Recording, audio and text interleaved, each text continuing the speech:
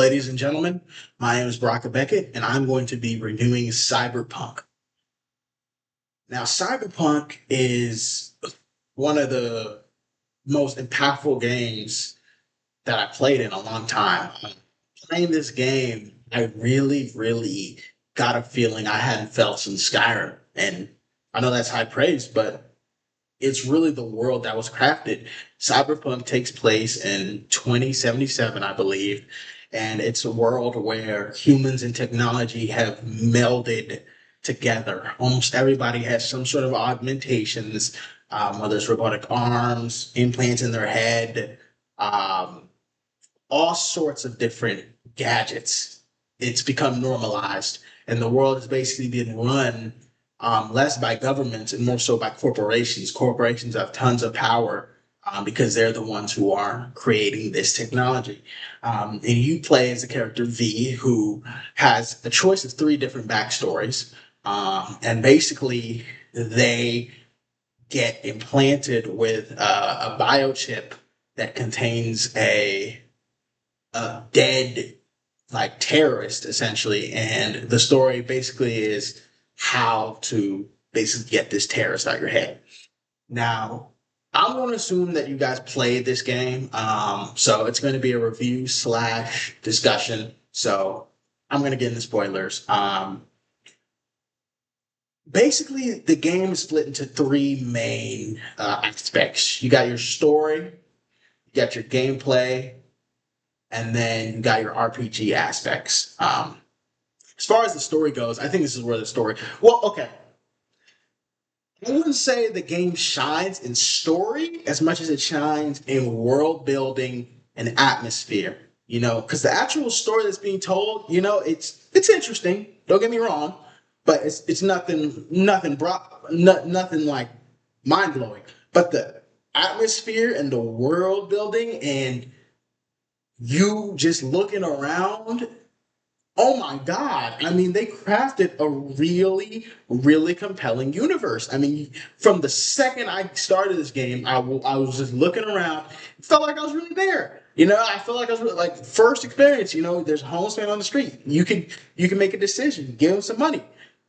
I chose to give him some money. He said, God bless you. You know what I mean? It's just little things. And going on to that, what I was talking about with the homeless man, choices, decisions. This game, you'll constantly be making choices and decisions, whether it's what to say to a character, where you want to go, who you want to side with. You know what I mean? Who do you want to become romantically involved with? Because there are a couple romance options. I mean, this game is like I, I played it with some headphones on, and the fact that it's headphones first person, I really was immersed, genuinely immersed, and I got to give the game a lot of credit for that.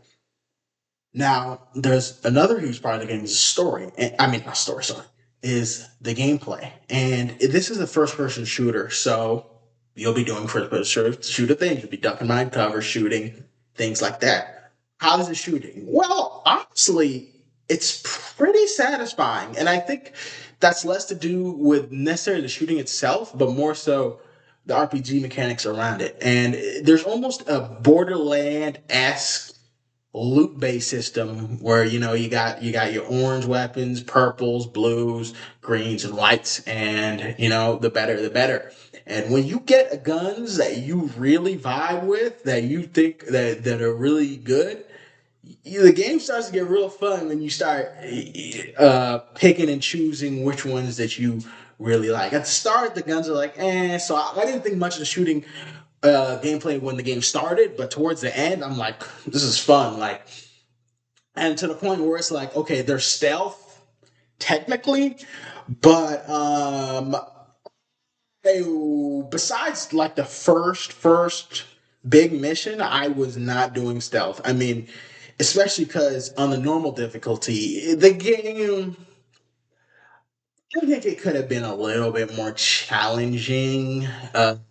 At least on the normal difficulty, just because you have a good amount of health and it regens pretty quickly. Plus, you got health regens. Plus, you got other items and stuff. And once you got the good weapons, the game wasn't too challenging. It was fun, don't get me wrong, but not too challenging.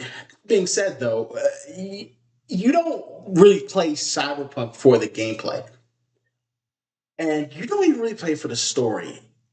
I know this is going to sound mind blowing to for conventional games, but you play Cyberpunk for the conversations. The conversations in this game are some of the best. And when I say the conversations are the best, I mean when you're just talking to someone, you're just chilling. Like there's so many scenes, and I really do think this is where the devs put the most emphasis in like time.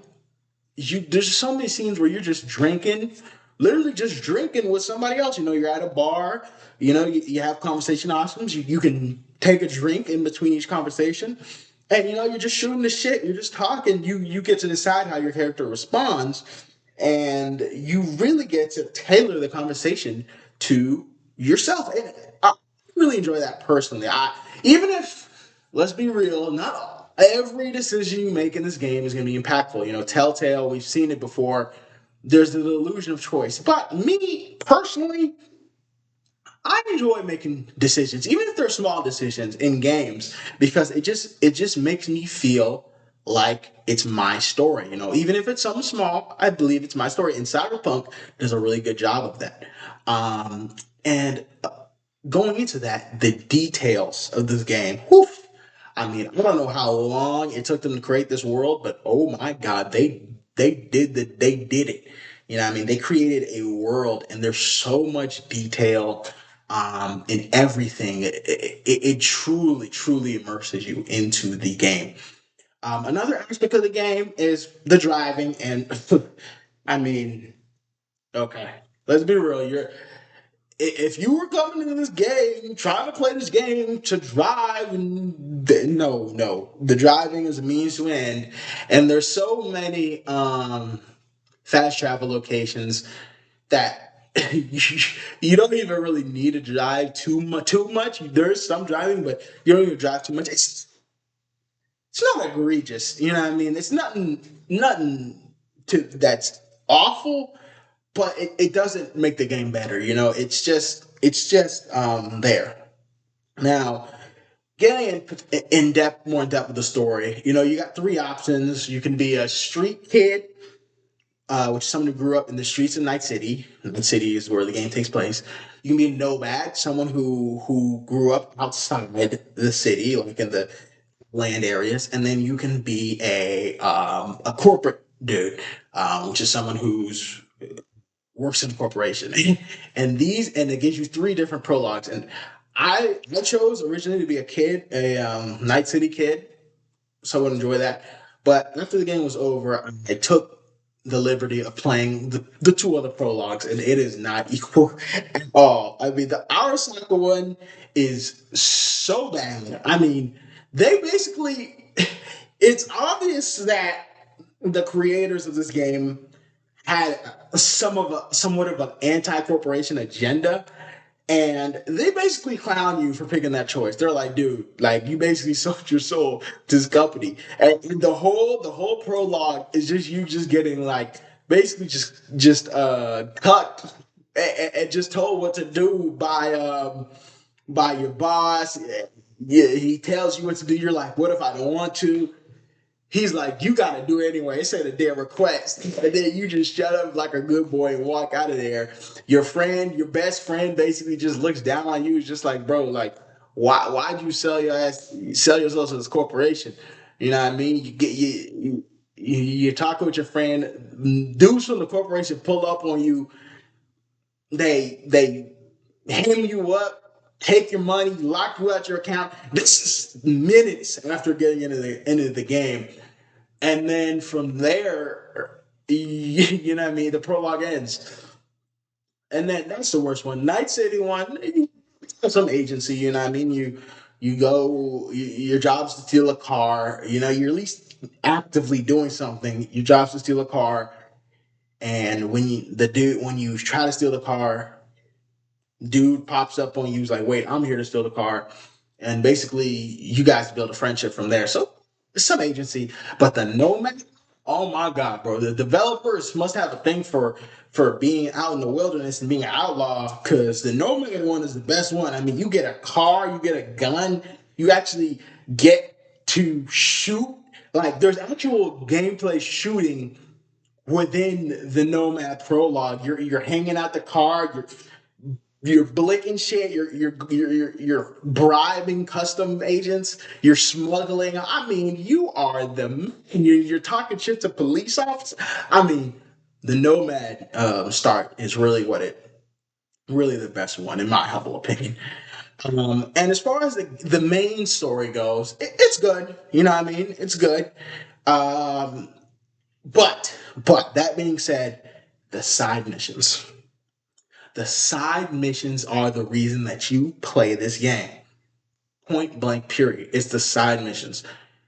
These side missions are on par with a lot of games' main missions. And I'm just being real. A lot of times putting it, not all of them, but the main side missions, if you go through this game not playing at least the main side missions, you're really missing out on the full experience because they have been, their cutscenes, they you learn more about the terrorist implanting your head. He's constantly talking to you. You guys have a rapport, and I mean, it's really, really compelling stuff. So I recommend the side missions, and that's the main stuff I want to talk about with this game. I mean, in conclusion, come on, if you haven't played this game yet, oh, sorry, I can't end the game.